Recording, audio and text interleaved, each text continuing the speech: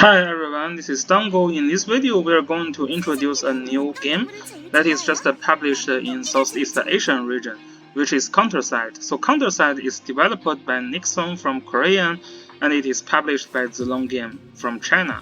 This is a pretty interesting combination.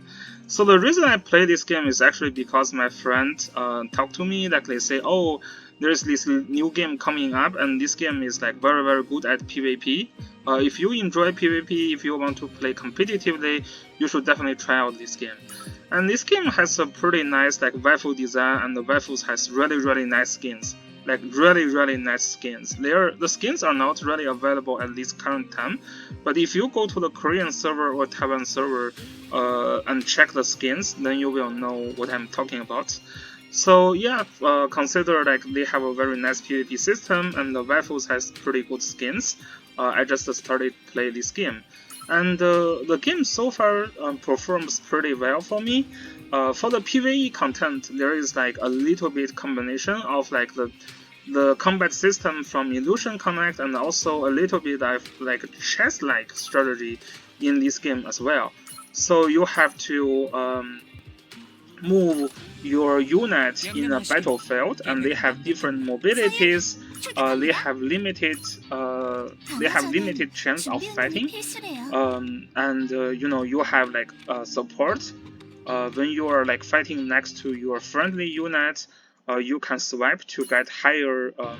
You can swipe with your ship to move further. And there are like different objectives in like single mission. You have to, sometimes you need to destroy a target, sometimes you need to move to a specific spot, sometimes you have to defend your spot when you are trying to fight with different opponents. So this really puts some like extra layer of strategy for fun when you are playing PvE content. So if you just like auto, usually you will not be able to finish all the tasks, and sometimes you cannot pass because you will need to think about, you know, where to move your ship. How do you take advantage of the swipe? Because as you can see, if you just move your ship here, then your turns end. But if you swipe, then you can move again. So taking advantage of swipe can make you move like very farther, like from one turn. So this is the first. This is a very interesting part in this game, and of course, the combat in this game. All the worship contains the units that you summon from gacha, your like waifus and husbandos. So this is and the combat is like illusion type combat. So I'm using fighting. I'm using auto now, but you know, basically you just drop the characters into the battlefield, and after they are in the battlefield, you really don't have controls on them. You do have controls on your ships. They can use scale. Some scale has like different effects, so the timing to use those scale can be very important. But of course, this is a PvE stage, so it's pretty easy. I can just finish that by autoing. But yeah, this is what the real combat looks like. So the PvE is basically this kind of combat system, which, you know, they have really good animations, and also some combat from the, you know, the strategy panel, where you have to think about how to move your unit, and then you have to end your phase. An opponent will also act, and they will try to fight you. Yeah. Now this warship has combat, like has entered the combat for 2 times. It cannot join the other combat. If the opponent warship like keeps pushing mine, then this warship will actually get destroyed and get removed from this mission. Usually, to get like 3 stars of the mission, you cannot lose any warship. So the positioning of the warship is actually pretty important, and this aids into like some of the strategy you have to think about in this game. Yeah, this is a really easy stage, so I just auto here, no problem. So this is basically how the PvE. So I'm into the next phase. I can still put this warship here, so that when my other warship try to attack here, this one can provide a battle support. But if I directly try to fight here, then it will get completely destroyed. Or if I like move this warship here, and then the next turn, if this warship try to attack me, it will also get completely destroyed. So although it cannot come back now, but we can still use this one to like move the other warship, right? So they can join the battlefield a little bit faster. And then, of course, they can also provide the combat support.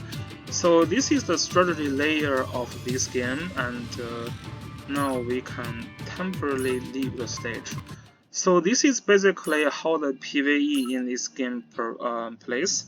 And this game has a very nice PvP system. This is the player versus AI arena. So basically it's just like auto battler. So you know, pretty much any game has this kind of PvP system, and this is the real-time arena, and you will have to think about what kind of strategy you want to play out. You know, players like have like warships from each side. In this case, there will be only like one warship from each side. And there will be like different strategies. There are strategies that you focus on destroy the warship and kind of ignore the characters. So it's kind of like a rush strategy. There is like a very slow tank push that you just put a lot of like you know, very tanky unit with healers and just try to make your unit not get killed. Then the warship you will use will be the warship that focus on healings, like this one. So yeah, there are different strategies. There is also strategy that you just use a bunch of like low cost unit, like just has like 2 or like 3 cost, which is kind of what I'm doing here, and then try to get them into the battlefield very fast. And when those units are killed, you can kind of like recycle them. So this is a very strong strategy as well. And those like lower cost units, you just can get them into the battlefield much faster. So this is a real-time arena we're trying to play out here, and of course you can try to take advantage of the ship scale as well.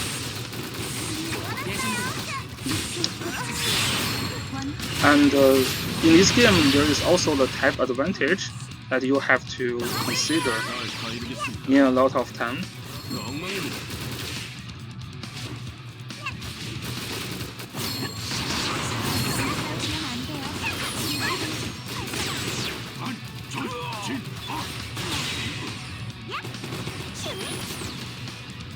Yeah, I'm just basically spamming those like low cost units, and I'm trying to really just put this guy on pressure.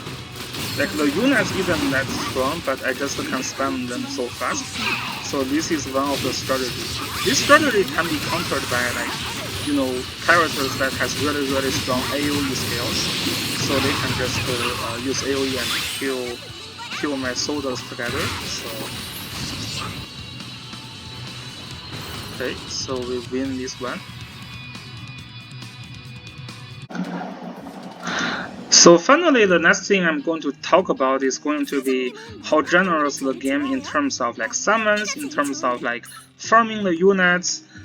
So I do want to mention the game does looks like pretty generous, but remember this is at the beginning stage. So for the beginning stage, you will have like 10 free summons every day for like 16 days. So you will have 160 free summons. I have got like 2 free SSR from these free summons so far. So this is pretty generous. And at the beginning, very similar to Epic 7, there is a selective summon. So you get to try the summons for like 30 times. So you get like 300 summons in the total, and you get to choose one of the 10 summons that you enjoy. So you did like 300 summons, and you will keep like 10 summons from it according to your favorite. So you can basically get like one SSR of your like from that one, and then you can get, you know, probably 3 or 4 SSR from the free SSR event. So yeah, this really set you up at the beginning. And then there is characters, like the banner for new character. So the banner for new character, for example, this is a pretty limited character, so you will be able to get her with like 150 summons. This is not a very low PT system, but at least it gets you the character that you want at 150. So the overall SSR rate in this game is actually 3.5. So you can have a look. Here.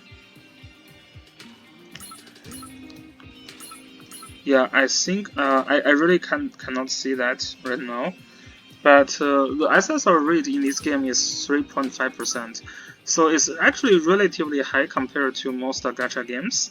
And then there is also 2 unit retap banner, and you will get one of the guaranteed character at 150 summons. Again, the SSR rate is 3.5. And the chance of the retap character, I remember, was around 0.8 each. So you do get like 50% chance to get off banner unit, but you know, like at 150 you will get one of the on banner character. But this kind of like 2 character summon system is something I really don't like, because you can end up keep getting like 1 copy for 1 character and not getting the other character. So it's kind of a little bit risky summon system. But the rate is not bad, SSR 3.5, which is really nice. For this game, to farm a character from 3-star to 5-star,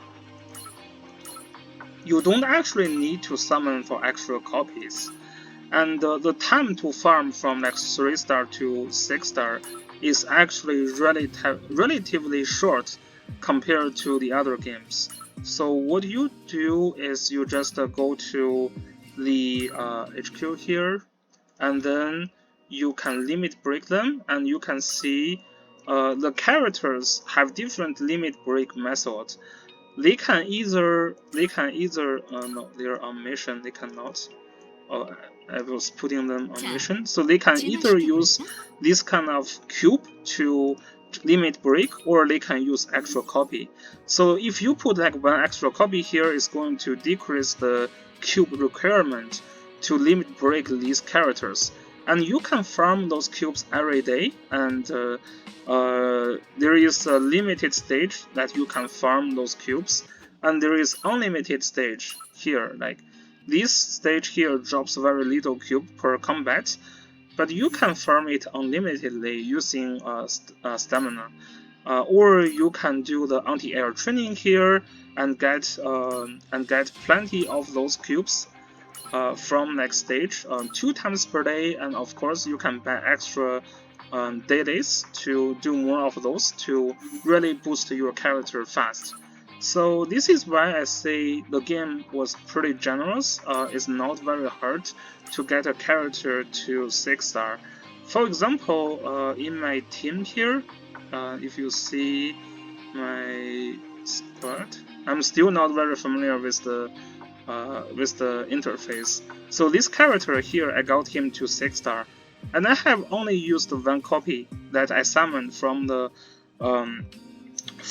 beginning, like 30 selective summons. So all the resources that I built him to 6-star were using the cubes that I farmed from stage. And this here Xiaolin got to 5-star as well. The other characters are pretty low in the star. This game, a lot of the SR unit and R unit are strong, and some of them are strong enough to be even better than the SSR unit. For example, this one is one of the best tank, and she's a N unit, right? She's a 1-star unit. So you can actually summon a lot of her from like regular summons and build her up to like higher stars.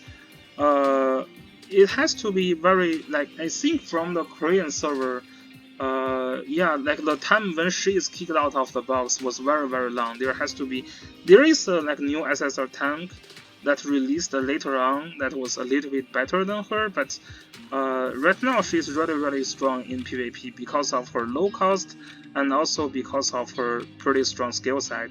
So this game, if you want to be very competitive in PvP, you have to think really hard. on what kind of strategy you want to go, and be very careful. It's not just a game where you use a lot of like high cost SSR unit and then you can get your easy peasy wins. That's never going to happen. A lot of the 1-star or 2-star, the N and SR units are very strong. So this is pretty much about the summon system and how you promote your characters. And of course, there is another system, the worship system, right? So the worship system has nothing to do with summon as well.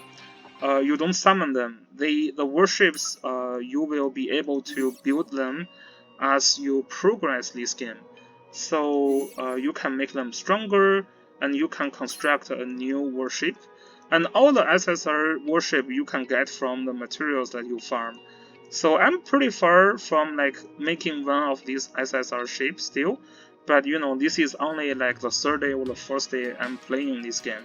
So getting like those materials are pretty nice. So later on, maybe next week, I can already make a SSR worship.